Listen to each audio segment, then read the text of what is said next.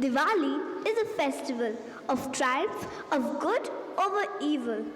As the fireworks light up the skies, let us also ignite the sparks of happiness, kindness, and gratitude in our hearts.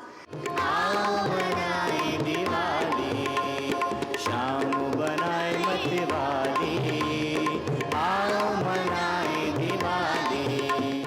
Helping someone without expecting anything in return is the best feeling in the world, as it fills our life with contentment and tranquility.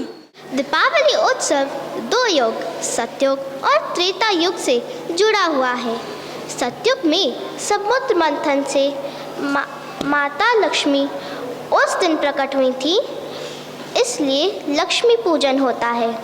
Shubh Deepavali to your parents, your families, your grandparents, all the helpers in your home, and to all the teachers, all the children who are here. A very safe, green and Shubh Deepavali to all of you.